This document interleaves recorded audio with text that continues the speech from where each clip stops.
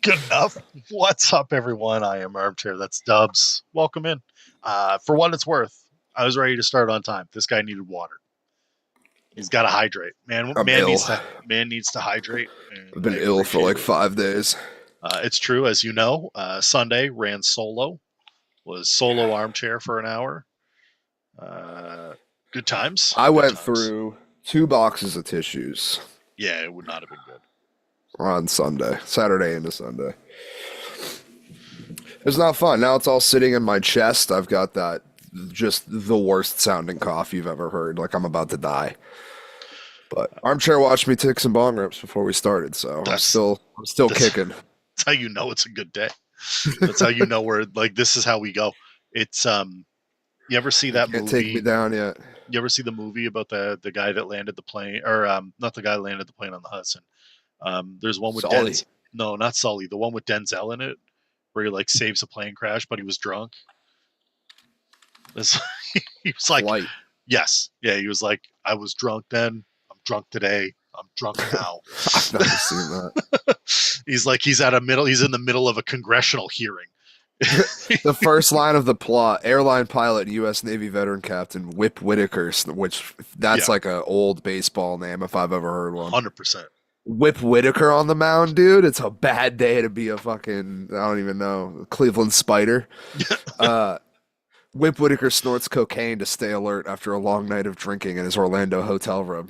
He pilots Southjet Air Flight 227 is the next sentence. Yeah. He takes couple little bumpies and then he's on the way to go. He's ready to go. That's all he did. It's a roller coaster of a film, but that's Dubs in a nutshell. A couple of rips and we're ready to roll. We're in it. We're in the mix. You know who's in the mix? Tristan Jarry and Stuart Skinner. Just right in the mix. 2 goaltenders swapped for each other. There's another piece going from Edmonton. Brett Kulak was gone.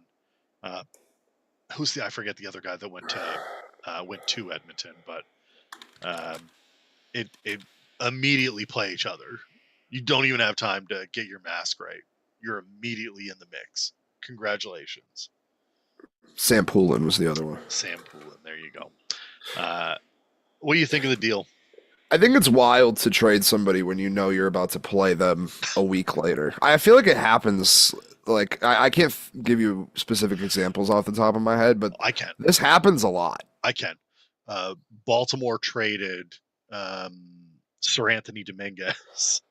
I'm pretty sure it was on the second game of a doubleheader. Oh yeah, right. They were like, just go to the other locker, just cross the dugout, like, just grab your stuff and you can fly home with that.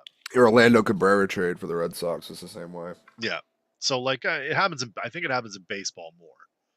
Right, but I mean, it makes sense for baseball because you're like in town. Yeah. It's like, oh well, we'll just do this while you're here, right? We'll just no need to count. Yeah, well, am I going to buy 2 plane tickets? Yeah, we're just gonna. That's Red Sox financial thinking right there, if I've ever seen it. I'm gonna save like $500 on this deal.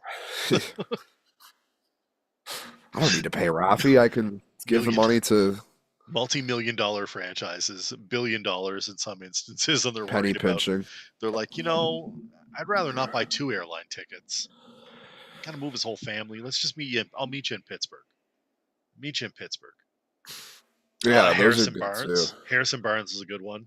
Traded mid-game from Dallas to Sacramento.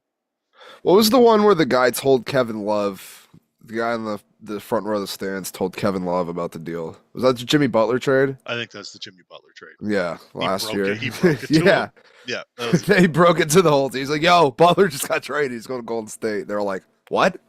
It was a good time. That's a good one. But yeah, it's just a while. Like they were still wearing the other team's gear. Yeah. Skinner had all of his Oilers stuff. Chari had all the Penguins stuff, and they're just in the opposite night, like straight up Freaky Friday. Also, nobody wanted to save a puck. It was not a good goaltender. It was not like a goaltender's duel. Listen, Stuart Skinner is a beatable goalie as is. If there's anybody that knows how to beat him, it's Connor McDavid.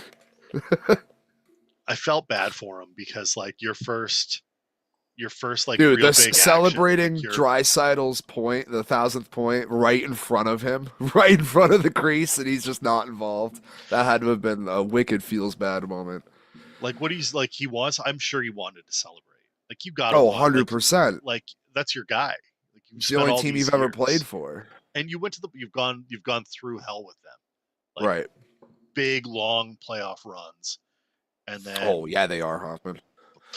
he's been a problem, but their defensive woes are just as much of a problem as evidenced by the 4 goals allowed by Tristan Jarry.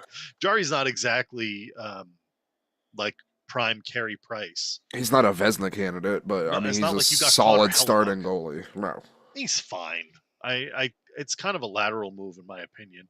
It's I just to agree. get some new blood in there, I guess, is the idea. If you went through and ranked all the goalies in the league, he's probably somewhere in the middle. Yes, I would 14, agree. 15, 16, somewhere in that vicinity. Yeah, he can. Skinner's probably not that much further behind him. No, he's not. Skinner can definitely like put on a show. He can put on a show. He can also let in like 6 goals in a row.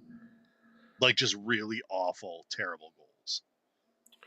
There's That's that what he stretch in the does. playoffs last season where he went like 3 or 4 games and he only gave up like 1 or 2 goals in that whole Yeah. stretch. Like he was fucking Yep. electric, and that's what you get with him.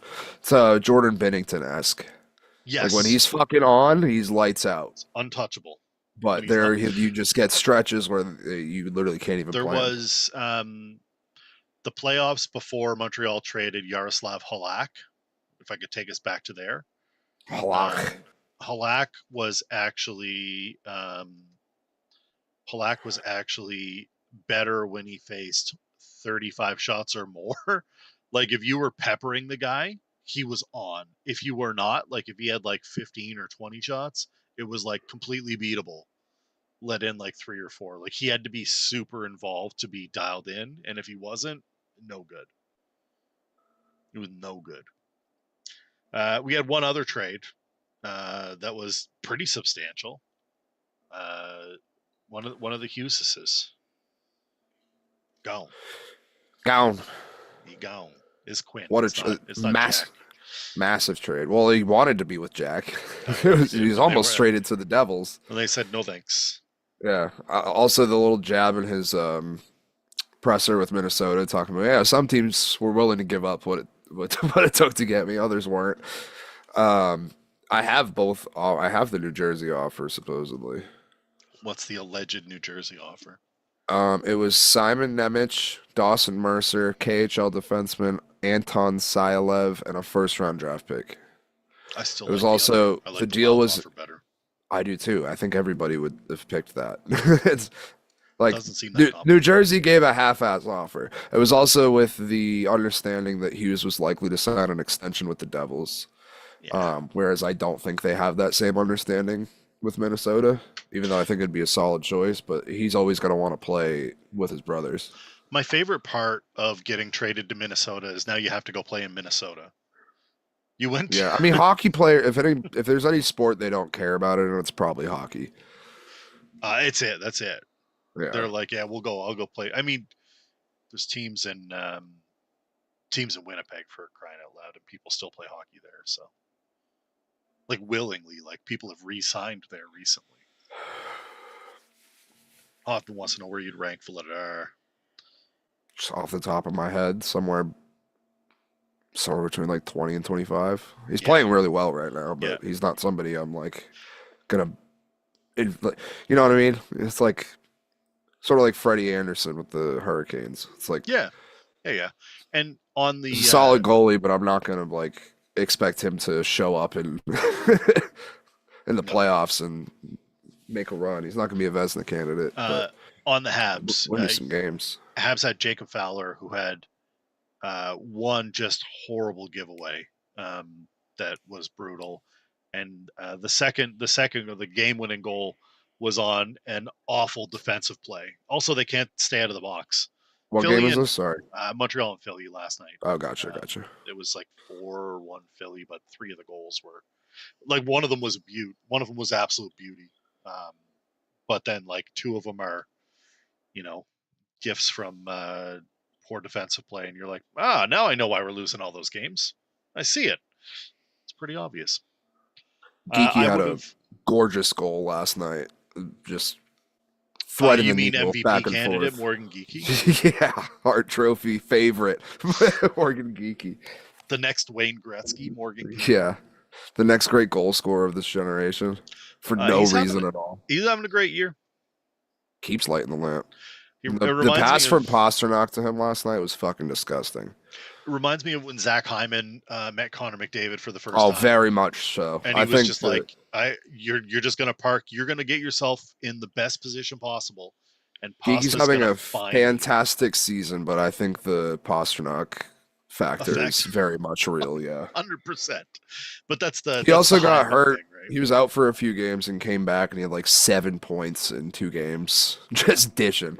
Yeah, we love a good Morgan Geeky story. Give the man the fucking C. I'm sick of it. It's so stupid that they won't give it to him. I don't understand it. It literally, there's no world that you justify it. Nope. But the Wild trade, tons of stuff going back to Vancouver. Marco Rossi, Liam Ogren, and Zeev. Is it Beam? I think it's Beam. There's a lot of vowels in there. That was supposedly the hang up where Minnesota did not want to give him up, and he scored right away. Literally immediately. Right away. Yeah. He's going to be a monster for them, but the Wild had to pony up with what's in their division. Like the Avalanche have 2 regulation losses, and we're halfway through December. Yeah, they're unbelievable. The Dallas Stars are not that far behind them, and Minnesota is having a fantastic season. They've got a ton of talent right now. I was going through a bunch of Wild posts before the show. They're pumped. Fans are pumped. The problem with Minnesota is they're in Minnesota. It's my biggest problem with the Wild. I like their got Ohio vibes with Minnesota. Their retro like green and yellow vibe jerseys. I like those. Yeah. Their game last night was electric. Senko's playing well. Kaprizov's a top 5 player in the league. They've got Brock Faber and Quinn Hughes now. They've been good before, though. They've been for sure. They had some good teams at the end of the 2010s that did nothing.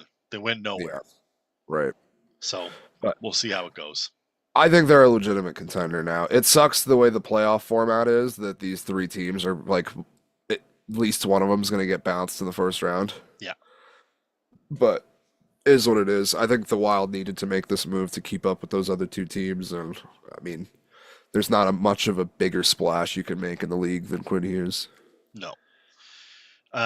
You wanted to talk about this, and I made it our poll question, which is currently 50-50 with 4 votes in. Macklin Celebrini's having an incredible season. Just almost single-handedly came back 5-1 against the Penguins the other night, and he's 19. Connor Bedard also he was having a pretty electric season. He just got super hot. Yeah, he got super hot. Was playing really well, and then the injury hit. But yeah, I posed a question to you, the chat, anybody listening. Who would you rather start a franchise with? You get one player. You go on Celebrini or Bedard? I have my choice. I know you have your choice. So Celebrini. And there's no wrong answer. No, of course there isn't. This is completely fictional. Yes. Celebrini. Both players are obviously going to be like probably a few of the faces of the NHL moving forward 10 years from now. I totally agree. Celebrini is more electric than Bedard. Like he's a lightning bolt on skates. He's quick. He's got great hands. He can score. I think I like the cerebralness of Bedard a little bit more, but I see why our chat is like 50-50 on this. I think I would probably lean Celebrini, but not by as much as people would probably take right this second. Bedard he's a good distributor. He's a great distributor. And his shot is stupid. Yes. Like the release alone, like it's so fast. Yeah. So like he's like if you were building. Was it the Rangers they had the shootout with before he got hurt? Yeah, so. It was fucking. It was nasty. I think that's against Shesterkin. Like Yeah, Oh, I like that. 100% Hoffman. I agree with that. Bedard has not much to go with him right now, and you can see it in Chicago's goal production. Not that they were getting a ton done before he got hurt, but the second he went down, that team is like the offense just completely fell. Whereas the Sharks have been drafting at the top for years now. They have a bunch of guys, Will Smith, who like this is going to kind of lead into one of my points with Celebrini. Will Smith got hit in that Penguins game, got knocked out of the game, and Celebrini drops the gloves to go fight him. Not Yeah. that I expect Connor Bedard to be doing that. They're different players, but I No, just love the versatility of Celebrini. He's Celebrini, fast, his shot is crazy. He he can be physical. he's an Like Ovi. He's an Ovi clone. he's a beast. He's a Canadian Ovi. Ovi would do that. Ovechkin would come in. He'd 100%. he'd like jump off of his skates and try and torpedo himself through your stomach if it It meant that very he could much take you feels off to me like puck, right? Crosby Ovechkin. Yeah, it does. That's good for the game, though. That's great news for the game. 100%. We want that. And the fact that they're both Canadian, going to be playing together on the national team moving forward. I hope. I mean, Bedard's probably not getting on now. Did they announce the final rosters, by the way? Not until I think ours is coming Sunday. Yeah, I knew it was like this week. Um, I think Celebrini should be on that team. The problem is, who do you take off? Obviously, I mean, Team He'll Canada's be on. absolutely fucking loaded, but He'll be on that team. There's lots of guys that can take off. They'll play the he hot should hand. be. You know why? Because they can't afford to. We can't afford as Canadians. We cannot afford to do poorly at international ice hockey. It is one of the most important things that we've had like political intervention when things have gone poorly, where they've been like, I don't know what's going to happen. We basically don't have an identity anymore. And like, I can't explain to you like how important international hockey is. Like the World Juniors means like 10 times more to us than it does for you guys. Even though 100%. even though the Americans are a phenomenal team and probably should be celebrated more, like play Freebird, like let's go. Like you guys should be hyped on that. I would love to watch Americans get more into the juniors, and then in like I can't wait for Olympic ice hockey if we ever get it because they can't It's finish the only the stadiums. politicians and world leaders in America that are into the juniors, aren't you? But don't. Bet you didn't think you were going to get an Epstein joke on the show, but you did. There you go. We're worldly folks. We're very well educated, or something like that. I went to university. I saw the short you posted where you called me an analyst. I was like, that is Hey, patently false, but I'll take it. listen, we analyze shit. We do stuff and things. It just made me chuckle when I saw it get released. I was like, with what credentials? With At least you have your NFL credentials. I was going to say, I got some credentials. We got them. That counts. Oh, 50% of us have them. We'll get yours. I got a badge that lets me get into the building to grow weed. That's about all I got. That's the most credential you'll ever need. Baseball had their winter meetings, or basically their winter sleepings, as we move off of hockey for a little bit. Yeah, Carter Hart was pretty phenomenal. I'm sorry, but yeah, it's fine. What was that about juniors? Yeah, Carter Hart came and kind of broke their hearts. He was phenomenal. And then, he went ahead and did the sexual assault or whatever. So now he's on Vegas. And now he's on Vegas, or he's hurt. Everyone can hate him. Yep. The winter meetings came and went. Not a lot that happened. Appreciate that, Welch. Yes. Can we make it so certain words get censored in our chat? Like Yankee? Yeah, that's exactly what I want to be censored. I can. Welch can. But yeah, I can. I can definitely do that. That would be hilarious to do. But anyway. And nothing else gets censored. And nothing else. Just that word. It would make me laugh in the chat every single time seeing that. You're making me choke on my. You catching my fucking illness? No, I'm just. There we go. Cyber sickness?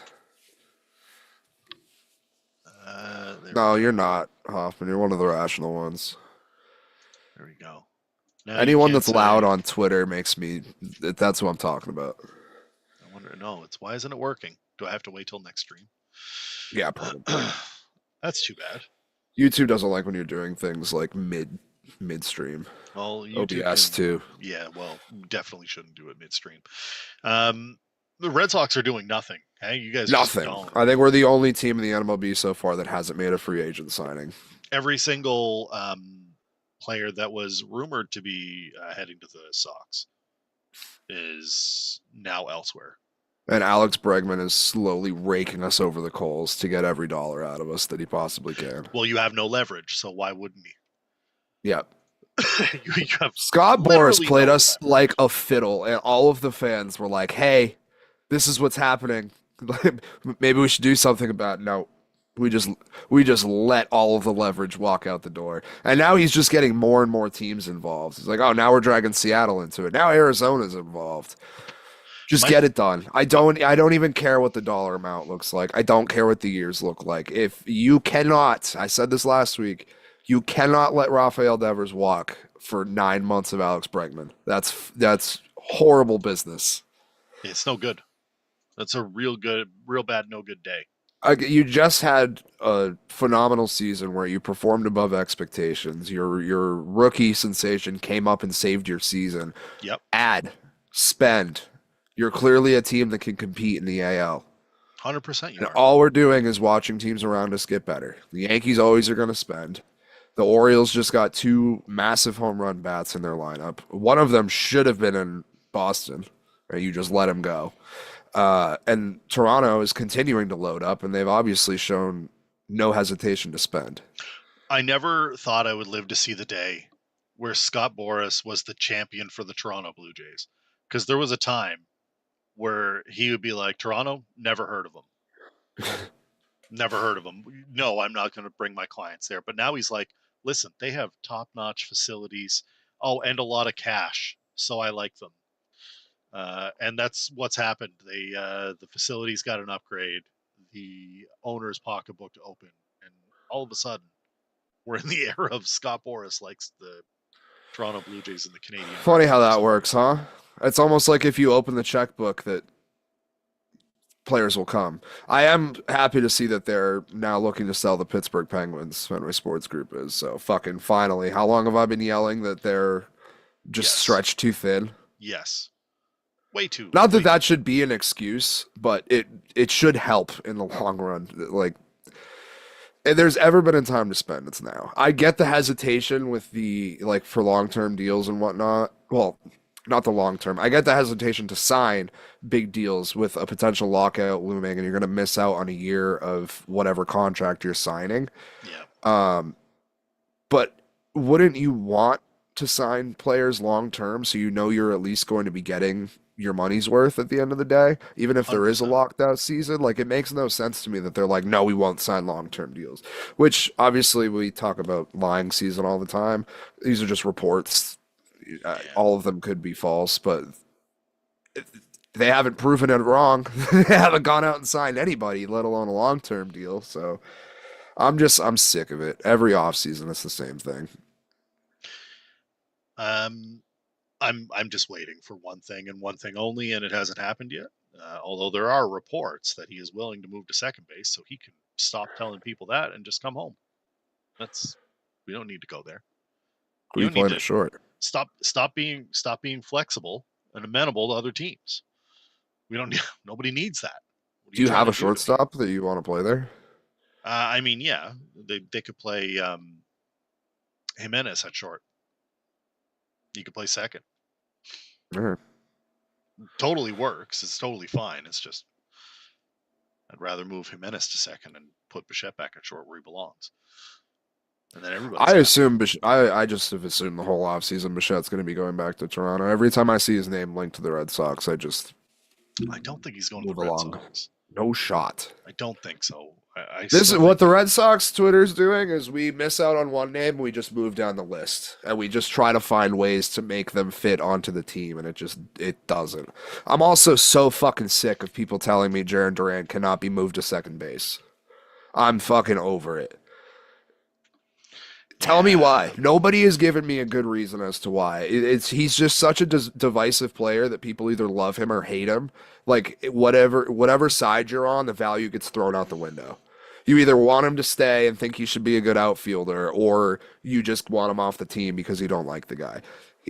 His value's there. You got him back on a 1-year deal. If you end up clearly you can't get the value in a trade.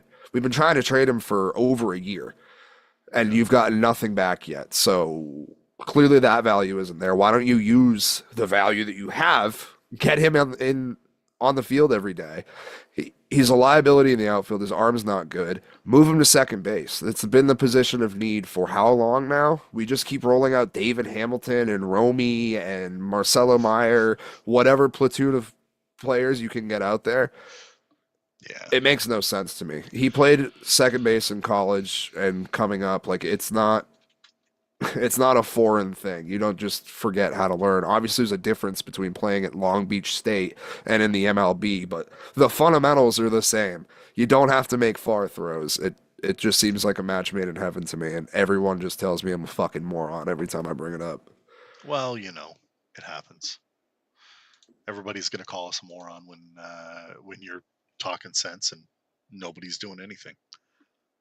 Because that's the only defense I get back. No, it's stupid. He can't play second. Why? Have we tried it? We're willing to try every other player at first base. They're putting Christian Campbell out there. They wanted Rafi to go there. Why can't you put him at second? I don't know. Tell me that's not your best lineup. Of course it is, but someone. Well, we have 4 outfielders. We have to move somebody. No, you don't. Dumb. I said the same thing at the fucking deadline, and look what happened. You ended up in the playoffs. Didn't work out, but yeah, not a fan. Just move him to second. Short to second is not hard. First to second is not hard. No, and how often do players third is hard. Third is difficult. How far has Tatis moved around the field for San Diego? He's been everywhere. Like Mookie's played everywhere. Sadon can go anywhere. I'm not saying that Duran is a defender comparable to those guys because those are Gold Glovers that I'm naming. But yeah, thank you, Hoffman. Second base is the easiest spot to learn in baseball. From the infield perspective, yes. Yeah. Left field is pretty easy as long as you're not in Fenway. Not in Fenway. But which he proved he can't do it. So every other ballpark is yes. I think you just move them and you call it a day. It's not that complicated. All right, we got to talk about this. Let's get this elephant in the room out of the way here. Can we do a quick Ocho real quick before we get sad? Yeah. Just a quickie. In Japan, there's an esports league. I believe it's called CARE is the league. They hosted a 12th biannual tournament. Within this event, they had the regular esports players going, but they had a secondary tournament, a senior citizen Tekken 8 tournament, which was brought home by 92-year-old Hisako Sakai. She is a 92-year-old woman named Claudio, and she fucking ripped through the tournament. I love that in the year of 2025, we thought there'd be like flying cars and all this shit. And the furthest we've gotten is we've got old people playing Tekken 8. I need, God, how am I going to do this? I'm just going to show. I just got to show my window because it's kind of ridiculous. Here you go. Look at that. They're just going to put it right over us. This is what I'm talking about. That's fine. This is what I'm talking about right here. I can't see it because I'm on a delay. It's fine. You're fine. You don't even worry about it. It's this woman versus this woman playing Tekken. It's 92 versus a 95-year-old. Yeah. She beat a 74-year-old in the finals, proving that age is just a number. That's phenomenal. That is absolutely phenomenal. You may be too old to be like hitting the gym or, playing golf anymore, getting out and playing some hoops, but you can always play Tekken. You can always play Tekken. It was old school too. I heard they're using like arcade joysticks. I love that. I love that so much. I'm sure it was all button mashing, but in my brain, I'm going to imagine it that they're like hitting combos and shit. Like they play all the time. They were 92-year-olds. I'm not going to. They're drinking fucking G Fuel, putting their heart in danger. G Fuel. This Tekken tournament is sponsored by G Fuel. Hilarious. a drop of it would kill any competitor in the fucking tournament. Yeah, the hand-eye has got to be spot on for that. I mean, you got to be ridiculous. So Cyanide. Good for them. Good for them. Congratulations to our Tekken winner. All right. Shout her out. Buffalo played New England in New England, and the first half started out the best way possible. Yeah, I was loud. 21-0. I was banging the drum. I will fully say that. I was talking mad shit. and did I have to eat my words? 100%. I was sick up here, barely being able to talk. I'm up here yelling the last bit of my voice out of my system. So that's right. So there are three things that I took away from this game that I think are important to say as a Patriot fan, and we have to acknowledge it. One, Milton Williams is a big loss, and we need him back. And Spillane, but we need Williams back big time. 100%. That was not good. It was bad defense. We'll talk about the second thing in a second, but you can't give up that many points in the second half and expect to win games. You just can't. Like we still can't stop tight ends. Yeah, we still can't top tight ends. Can't do anything. And the second thing I want to talk about is the penalty disparity was absolutely atrocious. How that ball down the sideline was ruled a catch. He had a hand on a helmet and a hand on the receiver, and never once did the two meet.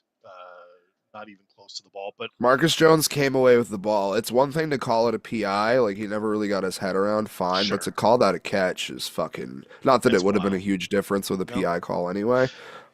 My issue is that you called the PI on a couple of things that were definitely borderline PIs, and you didn't call some things on what would have been similar PIs the other way. There was definitely one on Mac Hollins. There was a couple. The Hollins one was the big one. The Hollins one was a big one. Still, at the end of the day, you got to stop them. And the third thing I want to say, this is the thing that I'm not here to blame refs because the defense completely shit the bed.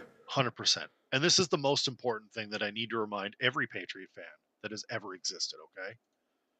Okay. The tuck rule. Who the hell was the Pittsburgh tight end that got in definitely, but they ruled it not a catch because it hit the ground. Jesse James. Yeah, that was definitely noted outlaw. Jesse James. That was definitely a catch and was definitely not a catch by the referees. New England, over its entire existence, has absolutely benefited in large scenarios, like big time scenarios, where we see like legit wins come from these calls. Just horrible calls that have gone the Patriots' way. So I need to remind myself when I'm thinking about how terrible the reffing was. And it's not to say I'm giving it as an excuse. I am just simply complaining that the officiating was poor. The biggest takeaway for me was that the defense did not make a stop when they needed it. The second biggest takeaway was Drake May is still absolutely him. Running down the sidelines, blocking for Henderson. Henderson fired me the fuck up. Henderson is fast. Runs a 4.40. And Drake was out in front of him trying to block. Yep. It was just bad. You want players to want to come to New England? It's that shit right there. Yeah. Does it make me concerned as a Patriots fan? I'm concerned that the defense gave up that many points that easily. I'm also concerned that you couldn't get any separation from receivers against a terrible Bills secondary. Drake was not good in the second half. He was awesome in the first half. Yeah, he was. He was good. I wouldn't even say he was awesome. It wasn't his best game. No. But the second half, he was bad. I don't think he had any separation from anybody. Like that was it third down? Yeah. When I think it was after the Henderson touchdown, the next time we got the ball. Yeah. And the third down play where Diggs kind of got held. Well, even with got that, held. He got fully held. He got held. Nobody was open. And we had three guys running across each other in the middle of the field. Like that was never going to fucking work. This is the Reasonable Patriots Fan Hour, where we tell you all the things that went wrong for this team without actually blaming anything. Buffalo deserved to win that game. They came all the way back, 100%. and they were. Josh Allen's Josh great. Allen is the finished product that Drake May can potentially be. Yeah. And like Drake's obviously awesome. He's not quite Josh Allen yet. Patriots still and have again, a chance to we win the can't division, stop right? a fucking tight end. No. Patriots still have a chance to win the division, and it was still an exciting game to watch. I wish it didn't end the way it did. I definitely swore in front of my daughter, and I probably shouldn't have. She'll be fine. She'll People be swore in front of me all the time. She was like, "What did you say, Daddy?" And I said, "Fuck sakes!" And then I turned off the TV. Yeah, it was a good time. Daddy needs whiskey. Daddy needs a minute. Yeah, it just not that game. Huh? I mean, he had 2 rushing touchdowns. He played really well. He didn't get it done in the final moments when we needed him. And right, and that's the sticking point. Right, Josh Allen played great. The Bills played a solid game. Their game plan was run it up the gut until they stop us, and they didn't. My issue was the couple of times that there were stops. It always seemed to be a penalty, and that doesn't feel great. No. So I'm not a big fan of losing like that. But you still lost again. You got to make the stops. At the end of the day, you got to make the stops. You can't give up 30-something points in the second half to a team on just running the ball up your throat. Like you got to do better. You got to do better. They need Milton Williams back. It would have been good. And you went 1-1 with the Bills, who have won your division 5 years running now. Yeah. And with a point differential combined of 1 point. Like, you're right there. Regardless of the loss, that game could have gone either way. And if you got a little bit more out of the offense or a stop out of the defense, it's a different game. Right. We also have the fantasy question, middle of our Wednesday show. Pick 2, Evans, Pickens, or Tet. I haven't looked at matchups yet, so bear with me. Uno momento, por favor. Pickens has fucked me 2 weeks in a row, so I've got a sour taste in my mouth. Also, that they're playing the Chargers, whose defense has been ridiculous. I think it's Evans. Chargers corners were giving the business to every Chiefs receiver. I think it's Evans and Tet. I'll be honest with you. I think that game's a lot closer than if you're the Panthers today. Are you not more inspired than you've ever been? Like, are you not like we have a chance? The Buccaneers couldn't do anything to beat the Falcons. Evans will play fine. He'll get back into his normal routine. He'll get you your floor. I think Ted has a better potential upside here. Yeah, I think I agree. Pickens scares me because any day Panthers Bucks is also pretty much for the division, so yeah. Well, they play each other twice. Big game. Right? Yeah. So it's this week, and then the Seahawks, and then next week for the Panthers. That's all. That's no big deal. No big deal. Back and forth. All right, let's go through some of the Week 15 results. Couple of big ones. Let's talk Chargers Chiefs first, because the Mahomes injury. Let's get that out of the way. The Chargers. I just mentioned them anyway. The Chargers ending Patrick Mahomes' season. Travis Kelce done. Mahomes may have ended the Chiefs. I mean, at the same age, Brady tore his ACL too. Yeah, but hate those comparisons. Yeah. I knew, like, the second he went down with the knee, I was like, are they the same age? And I went and looked, and I was like, fuck. And then I saw it everywhere a couple hours later. It was my first thought. Maybe because Brady tore his against the Chiefs too. It was fresher in my mind, but yeah. I mean, Herbert didn't have a great game this game. Marion well, he's still nursing the hand and shit too. Well, he can't grip a ball to save his life. That's what I'm saying. The fact that they've gotten 2 wins while he's playing like this is crazy. And one being against the Chiefs. Like, even before the Mahomes injury, I saw people that clearly are just like box score watching that were like, oh, well, Chiefs only lost because of the Mahomes injury. No, they were going to lose that game anyway. Yeah, they sure were. They had the ball, obviously, but it was not looking good. And the Chargers defense, I've been trying to hype them up the last, I don't know, month or so. They've been awesome. Dayon Henley's a dog. Derwin James is a dog. The pass rushers have been great. They've been Tui solid. Peloto and Owe, who they got from the Ravens midseason. What a move that's been. Yeah, it's been great. But Chargers defense is legit. They were putting the hurting on. Fucking Rashee Rice he finally knows what it's like to be hit and run. Back-to-back weeks. Yep. Yeah, back-to-back weeks. They hit last week. 51 and then, yards for Rice. I forget who hit him on the Chargers, but holy fuck. I was watching a Discord with some friends, and everyone simultaneously was like, oh my God, what the fuck? That guy is dead. That guy got deceased. Yeah. You ready for Minshew Mania? No. I love Gardner Minshew. He looked like a deer in headlights when Mahomes went down. He was like, oh fuck. Yeah, because he wasn't ready to play, man. Oh way. He had a couple completions and he threw the pick, which is just like the Gardner Minshew way. I'm fine with it. I think you'll have a good week. Do you think like Chris Collinsworth cut the lights out in the house, lit some candles, had a long bath? Maybe. He probably had a bit of a down day. Chris Jones not knowing they got eliminated too is also funny. That is very funny. How do you not know that? We just got to show up next week for nothing. For nothing. You've been eliminated, sir. You could see part of him be kind of relieved where he was like, at least I don't have to fucking... I don't have to pretend yet. Right. Yeah, it's not great. I mean, the game was fine.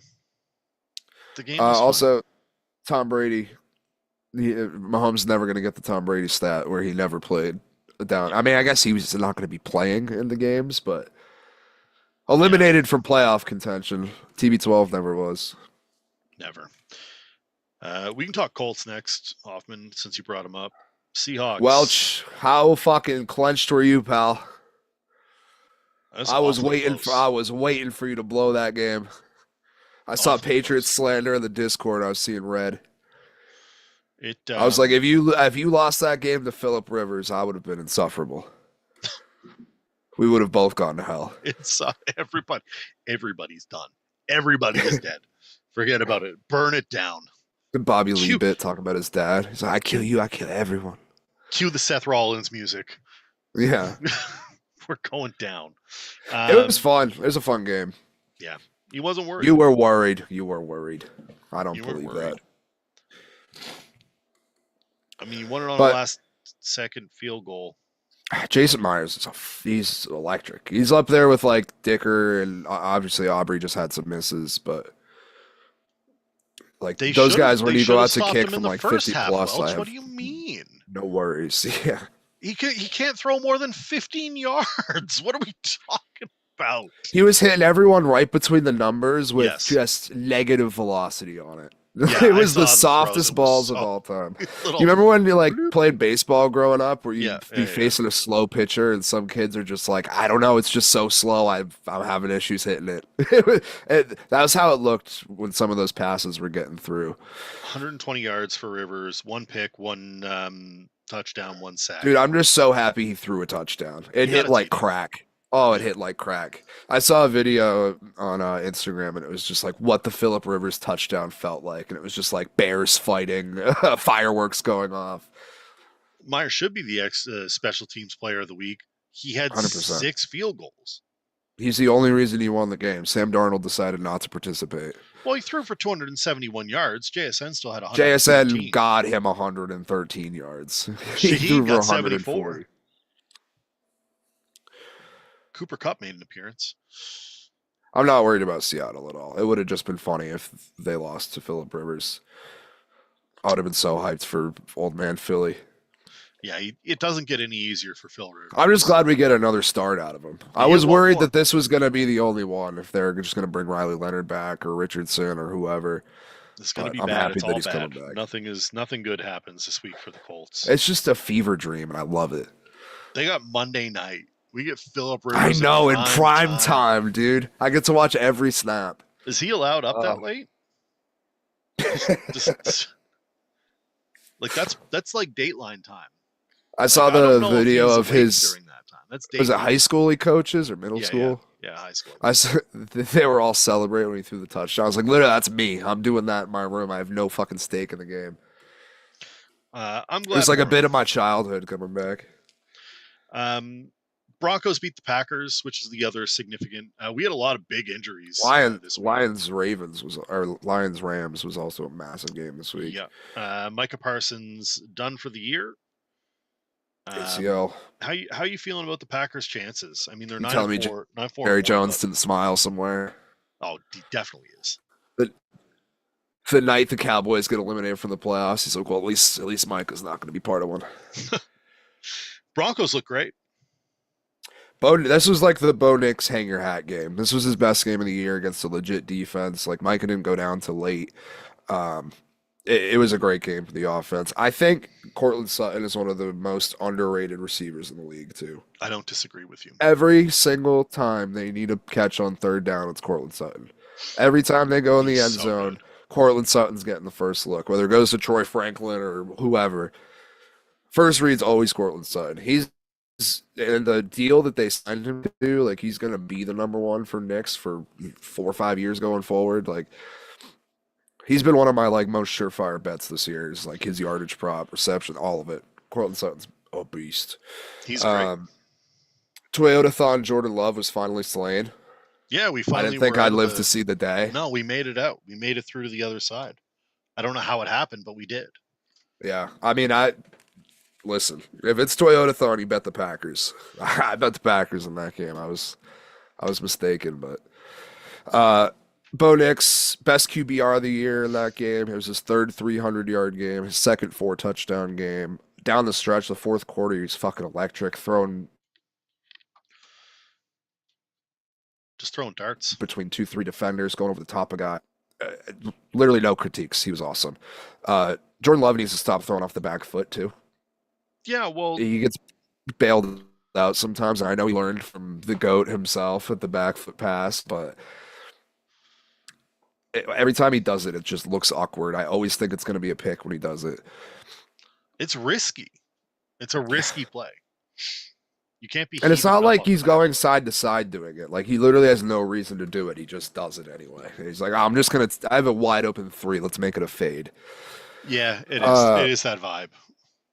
Broncos sacked Jordan Love 4 times in the second half, and honestly, I think that was really the difference in the game. Every time the Broncos got to him, it was like third down, drive killer, and Bo Nix was able to get the job done on the other side, not getting stopped. Yeah. The other big game, Rams Lions. Yeah, that game was massive. Yards. Both QBs had a rating over 100. Puka and Amon-Ra combined for 345 receiving yards, which is just stupid. Yeah, oh my God. Yeah. My buddy is in the ESPN, one of them, the best ball leagues. It's like millionaire pot. If he put his lineup into the actual millionaire for daily, he might have won.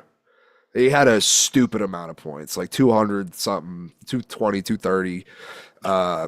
Just all of the guys that scored twice. But huge game from those guys. Jameson Williams added another 134. And like we were talking about guys that got traded for each other in hockey. Jared Goff versus Matt Stafford is like must-see TV every time. It's pretty great. They both just ball the fuck out. 900 total yards in this game. We had an Aiden Hutchinson pick 6. The Colby Parkinson touchdown. You want to talk about referee? Yeah.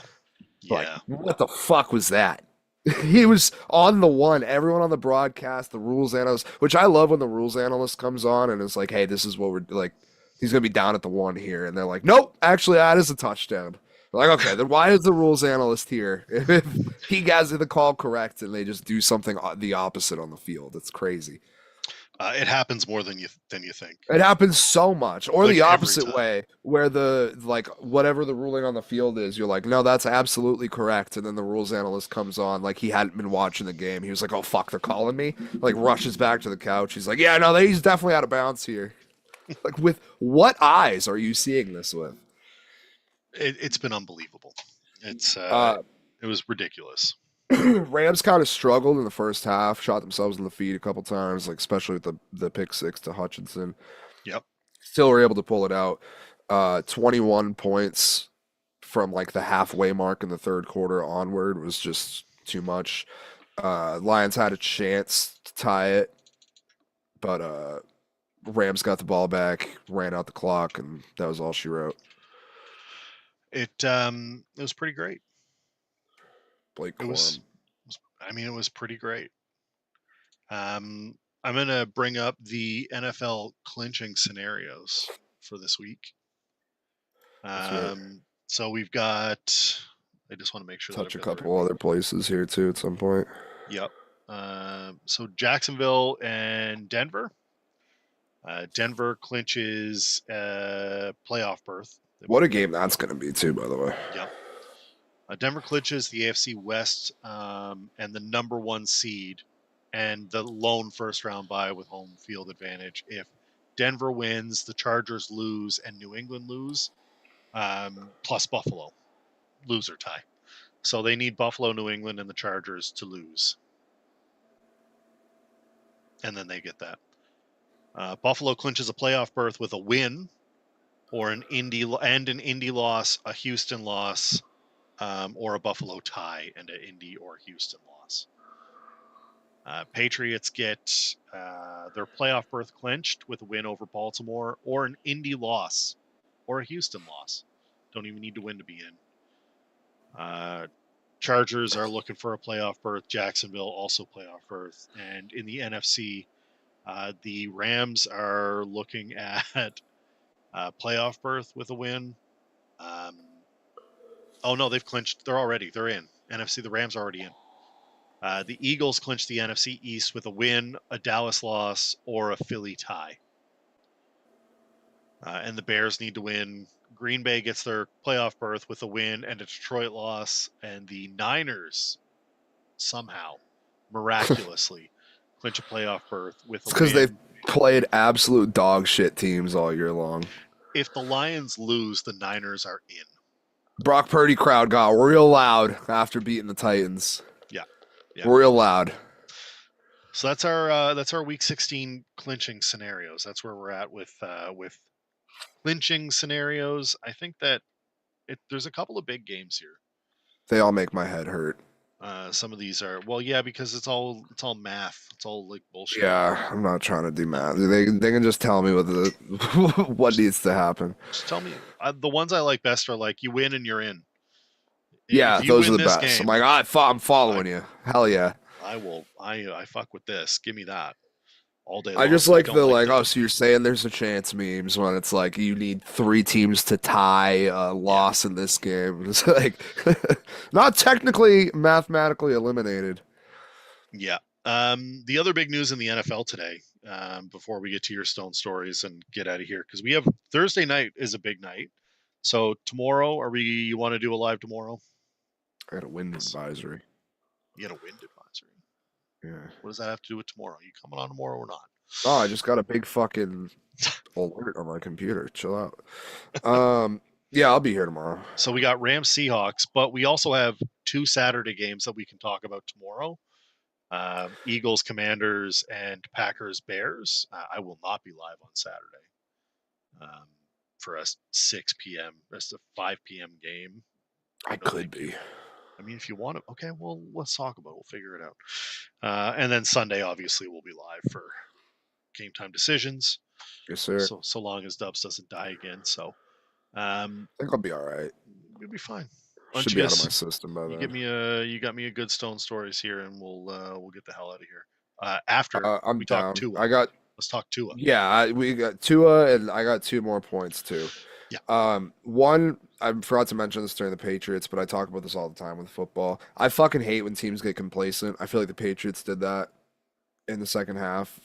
Like, when you're up on a team, how often, every single week, there's games that you're up 2-3 scores at halftime, third quarter, and then all of a sudden it's a field goal game with like 5 minutes to go. Yep. Step on a team. Why do you allow? Correct. Why do we allow teams the chance to get back in? And you can say whatever you want. Well, it's rigged. It's sports entertainment. They're trying to get the games closed. Whatever, man. It drives me insane every single week when a team is completely out of it, and then all of a sudden we're just running halfback dives up the middle and not being aggressive, not running the plays you would be if it was the first possession of the game. Teams get way too concerned with not turning the ball over. Way too concerned. Way too concerned. You're playing not to win. You're playing not to lose, and that's bad. That's bad baseball. Correct. Bad, And bad then baseball, another bad football, point bad all of it. I hammer home consistently. The 4 o'clock window. How fucking good was this 4 o'clock window? Every game was a banger. And it was because we had more games. There was shit on the line. Like, why do we have to have 8 games at 1 o'clock and 4 in the afternoon? I would love 6 and 6, 7 and 5. Give me a better split. Yeah, give me a better split. Because when we have the better splits, when the buys are done, the day is always so much better. Agreed. Totally. Obviously, there's more on the line. Like the games mean more, so it's gonna stick in your head more. But my watching experience, my viewing pleasure is through the roof when the 4 o'clock slate is good. Totally agree. Miami benched Tua today. Not for Zach Wilson. Not for Zach Wilson. It's Quinn Ewers season. R.I.P.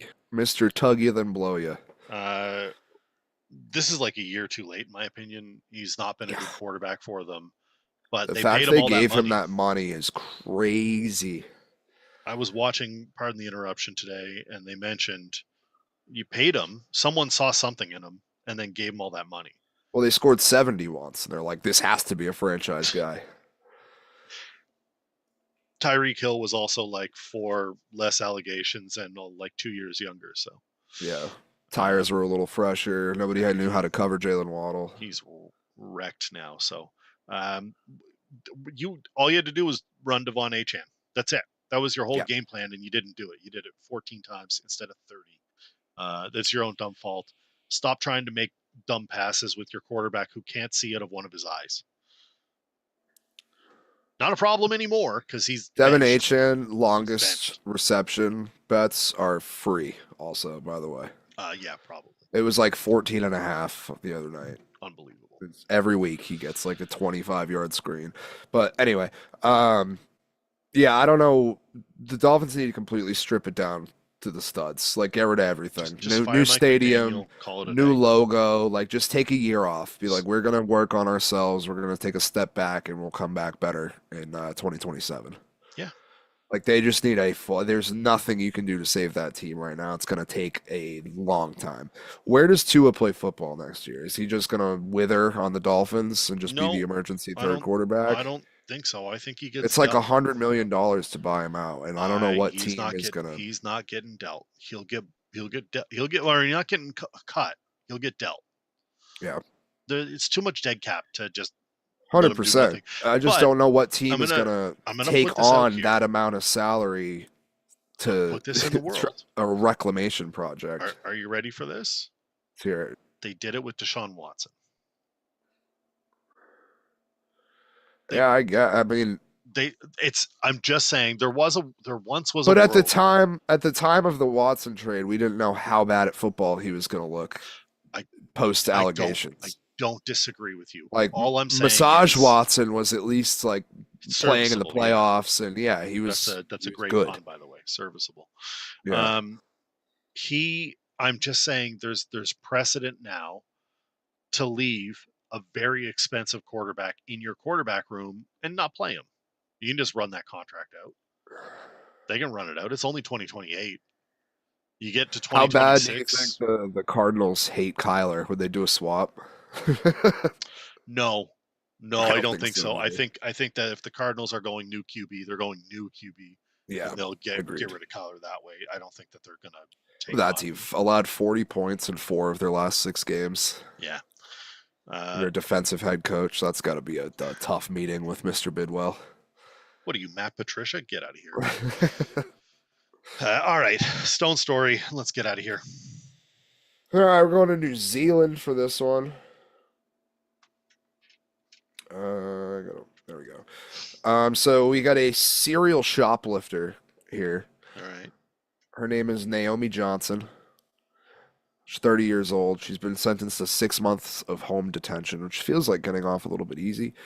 Um, Prior to her sentencing in the Hamilton District Court last Thursday, Johnson admitted to 26 charges of willful trespassing, threatening behavior, theft, and shoplifting that, while at the quote lower end of the scale of such offenses, amounted to thousands of dollars worth of products.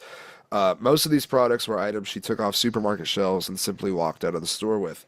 One such case was on April 22nd when she went to Woolworth's on the corner of Anzac Parade and Bridge Street, placed $256 worth of groceries into a trolley, which I didn't actually know where this was until I saw trolley, and I was like, "Is this Britain or fucking Australia somewhere?" Mm-hmm.